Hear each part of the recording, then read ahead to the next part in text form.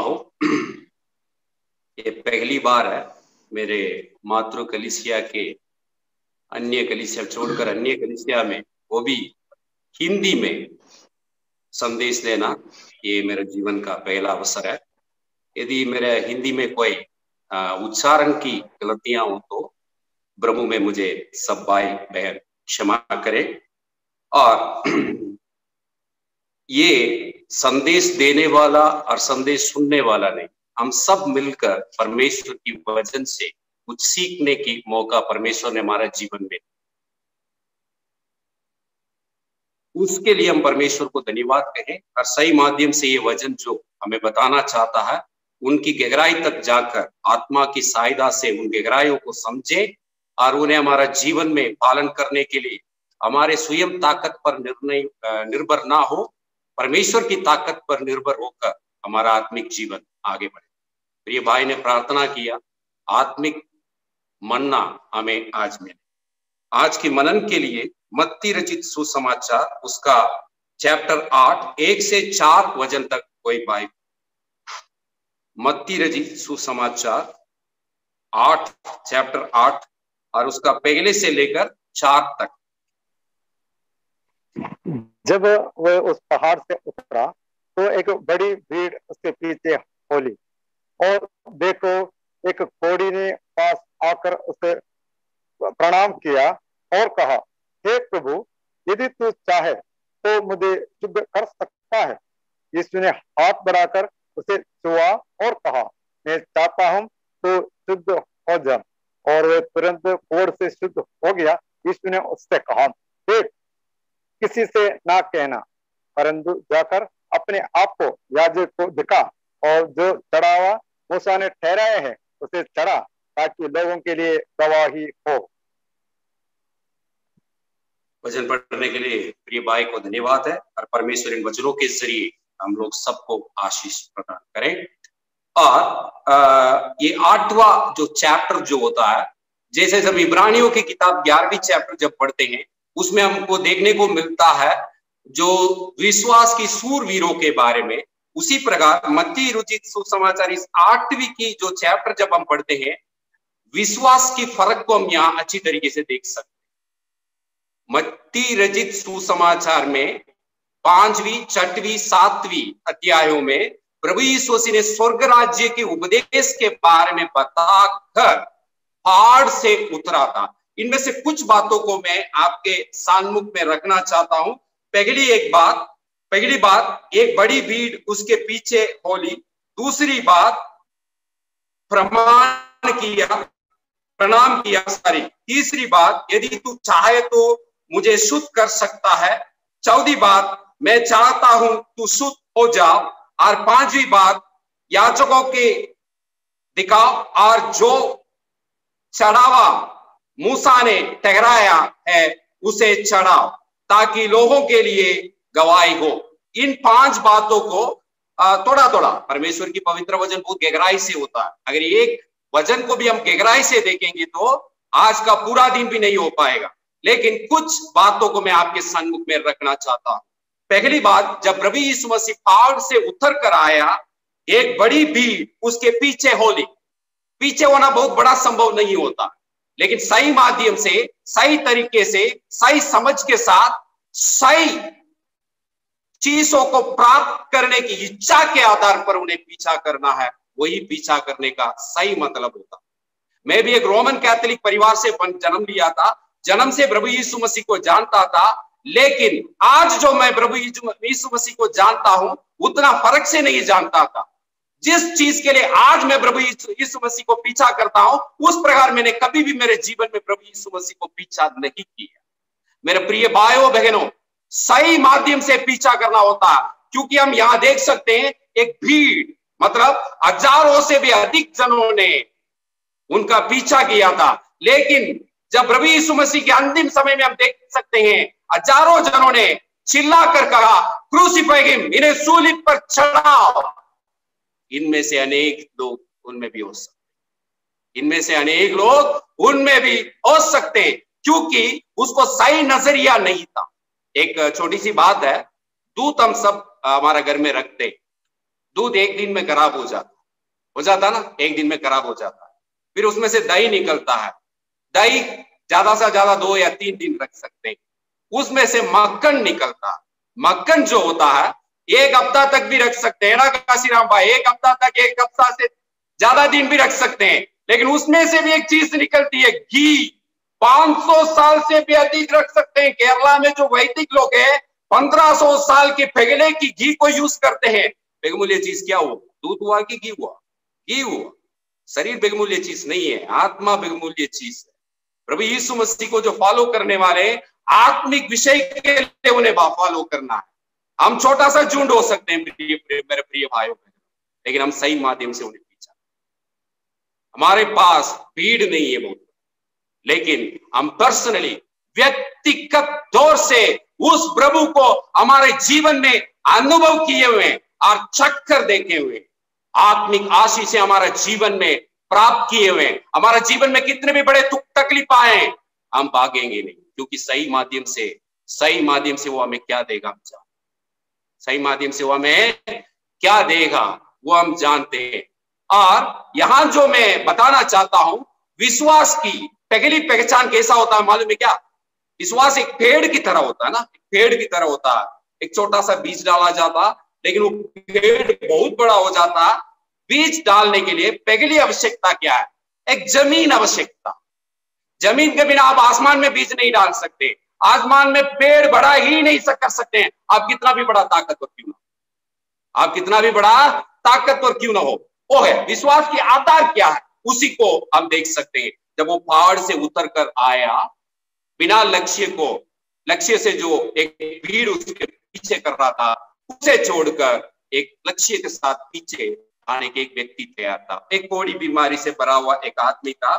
दूसरा वाक्य में देखे, आप देखे एक कोढ़ी ने पास आकर उससे प्रणाम किया।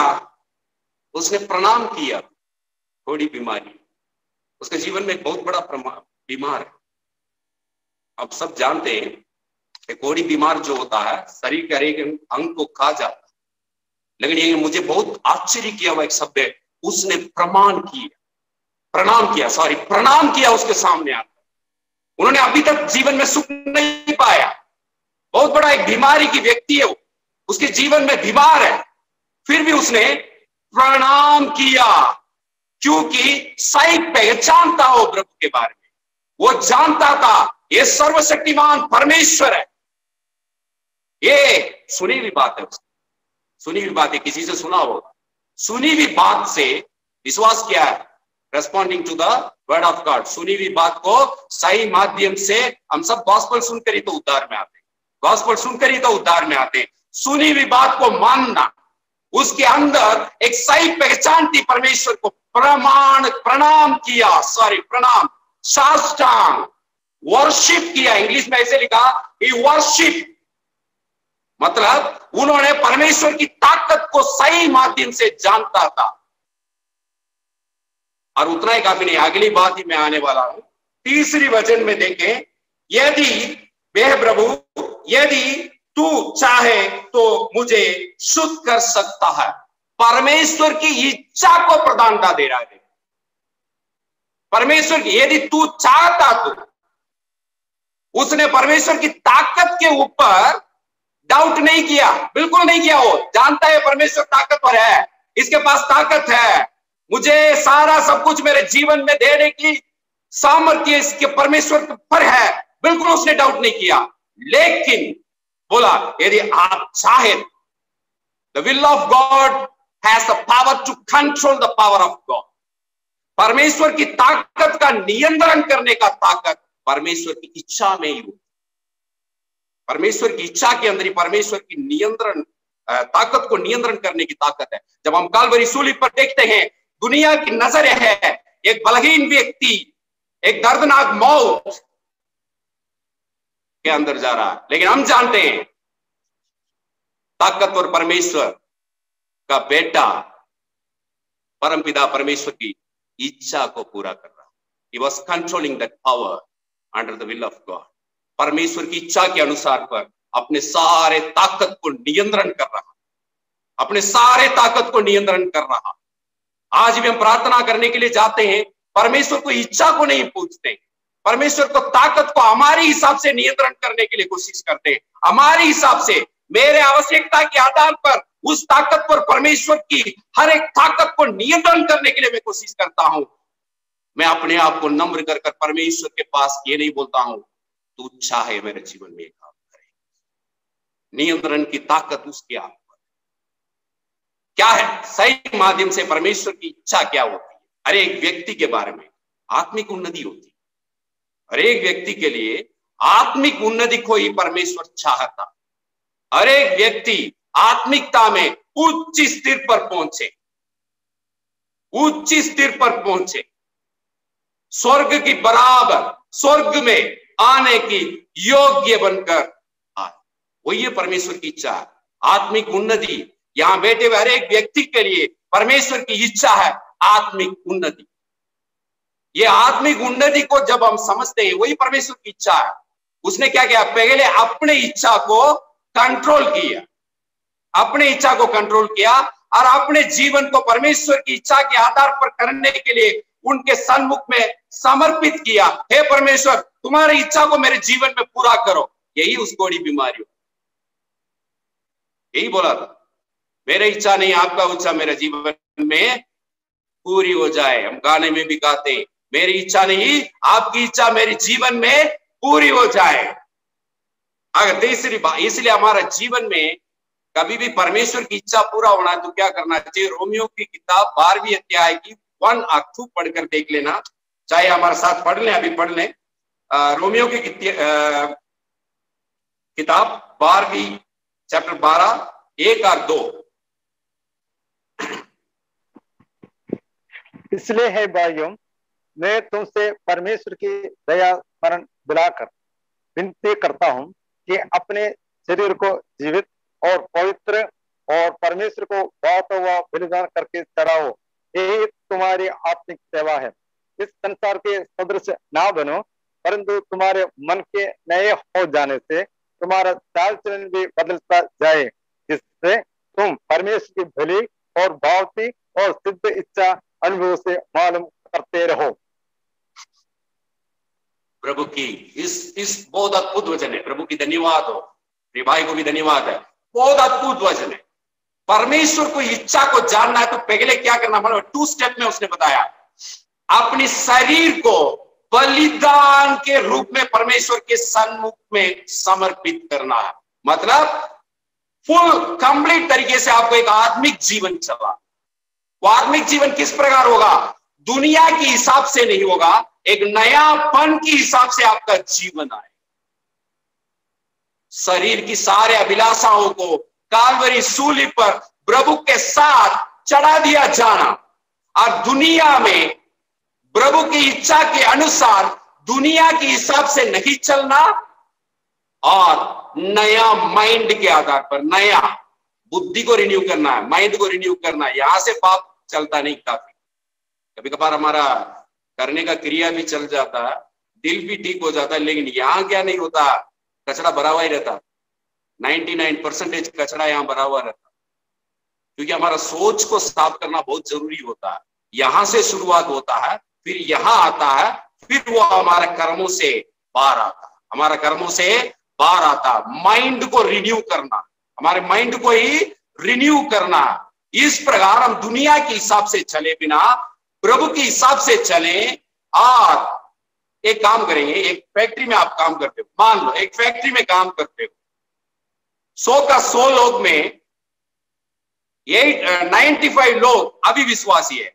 आप 5 लोगों को परमेश्वर वहां छोड़ेगा। यदि आपके जीवन में बदलावट देखकर वो 85% लोग क्या करेंगे, बदलावट में आएंगे, बदलावट में आएंगे। इसलिए प्रभु ने हमें अनेक जगहों में रखा है। उनकी इच्छा यही है।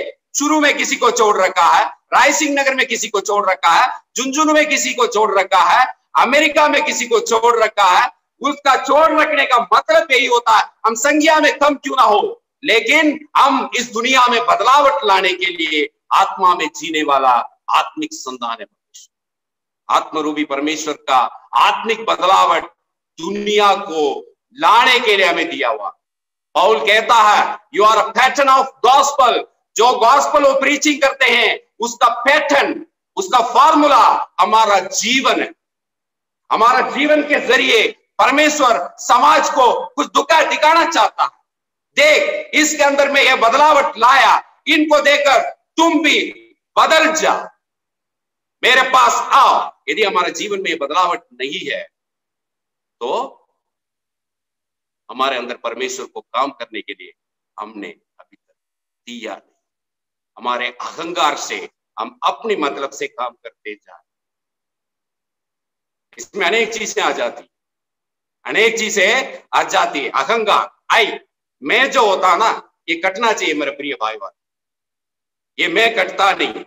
दुनिया में सबसे महंगी फोन कौन सा है बताओ कोई? आईफोन। इसका सिंबल क्या है? आई, मैं। दुनिया की सबसे महंगी चीज आई है, मैं।